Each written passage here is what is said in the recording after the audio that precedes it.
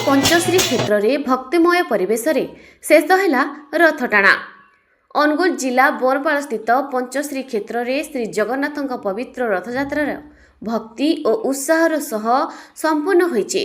सकाळू पहड़ी खोला, सकाळ नीति, नेत्रोत्सव, नवजौवन दर्शन, आरती, सूर्य पूजा, षोडश उपचार, रथ प्रतिष्ठा और मंगलार्पण पर श्री बलभद्र, देवी सुभद्रा और प्रभु जगन्नाथ पहंडी कराई रथरूढ़ करा। सत्यवान बराह पुष्पांजलि अर्पण करथिबा बेले पूर्वतन विधायक और पूर्वतन उपबाचस्पति रजनीकांत सिंह छेरा पहरा नीति संपूर्ण करथिले।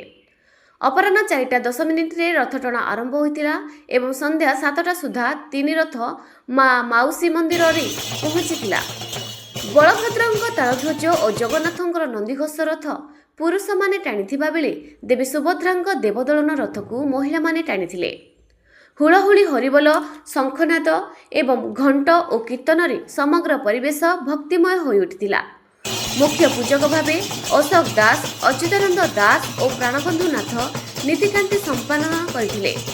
कर्ता भावे सत्यवान बराह और ताको पत्नी कुमंदिनी बराह दायित्व निर्वहन करथिले।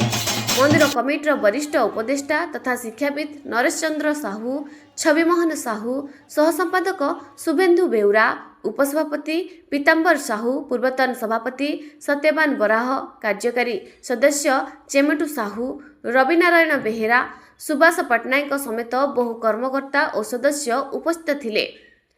रथयात्रार सुपरिचालना पाई विद्युत विभाग, पानीय जल जोगाण विभाग और बजार कमिटीर सदस्य माने सहयोग करथिले। बरपाल थाना अधिकारी दुष्मंत कुमार सिंह तत्वावधान में पुलिस पक्षर कड़ा सुरक्षा व्यवस्था और शांति श्रृंखला रक्षा करा जायतिला। रथयात्रा देखिबा पाई आखपाख अंचल शताधिक श्रद्धालुं समागम होइतिला।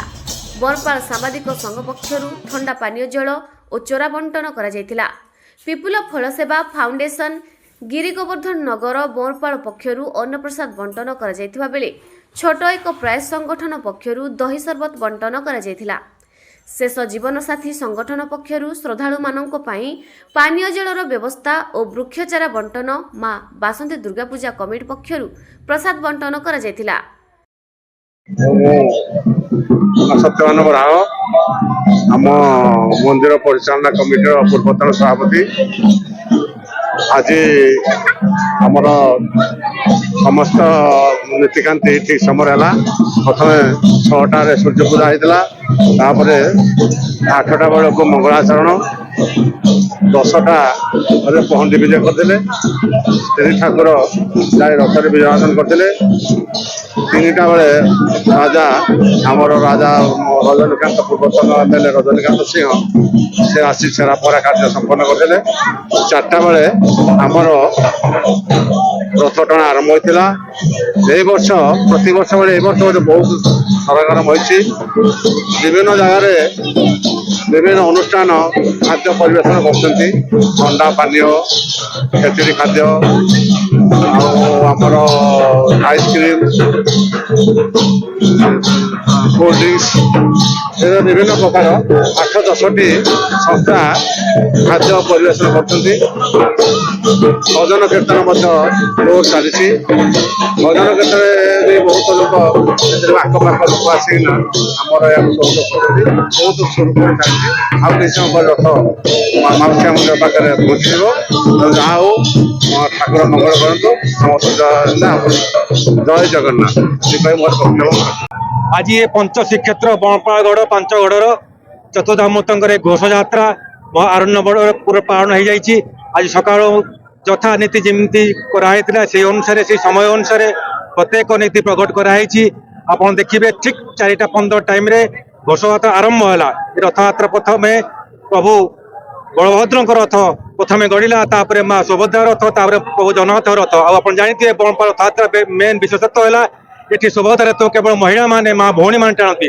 आप देखते श्रृंखला सहित घंटे 1.5 घंटा भितर बर्तमान तालध्वज रथ बर्तमान पाखापाखि माउसी घर पाखापाखि पहुंचीगला। तेणु एत बड़ जनसमागम आप देखिए आश्चर्य हो एत जनसमागम प्रशासन को, पुलिस भाई को, सब सांबादिक भाई मान समस्त स्वेच्छासेवी संगठन मान जो मैंने साहाय्य करते 5गढ़ तरफ अशेष धन्यवाद कृतज्ञता ज्ञापन करुच्छे। जय जगन्नाथ।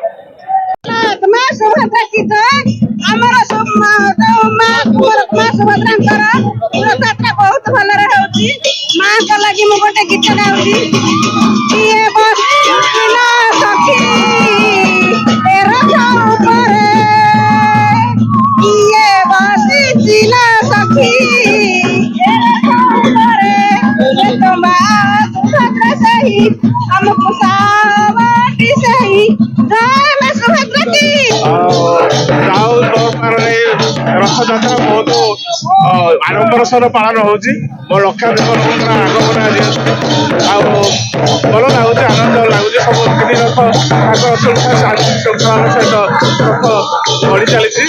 ଆଉ ଏ ଆୟୋଜକ ମାନଙ୍କୁ ବହୁତ ଧନ୍ୟବାଦ ଦଉଛି। ଆମ ସଭାପତି ସେକ୍ରେଟାରୀ ଆଉ କମିଟି ସେମାନେ ସୁଚାରୁ ରୂପେ ଏହି ରଥଯାତ୍ରାକୁ ସଞ୍ଚାଳନ କରୁଛନ୍ତି। ପରିଚାଳକ ମାନଙ୍କୁ ବହୁତ ବହୁତ ଧନ୍ୟବାଦ। ଆଉ ଶାନ୍ତି ଶୃଙ୍ଖଳା ସହିତ ବହୁତ ରଥଯାତ୍ରା ଏ ବର୍ଷ ପାଳନ ହେଉଛି।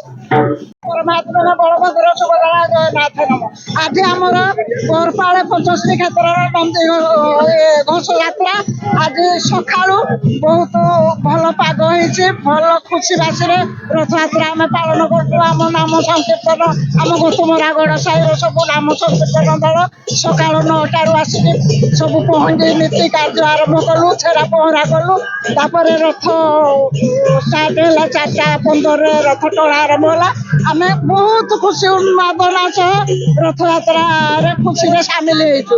ଜୟ ଜୟ ଶ୍ରୀ ଜଗନ୍ନାଥ କି, ଜୟ ଶ୍ରୀ ଜଗନ୍ନାଥ କି, ଜୟ ଶ୍ରୀ ଜଗନ୍ନାଥ କି। ଜୟ ଜଗନ୍ନାଥ, ଜୟ ଜଗନ୍ନାଥ, ଜୟ ଜଗନ୍ନାଥ।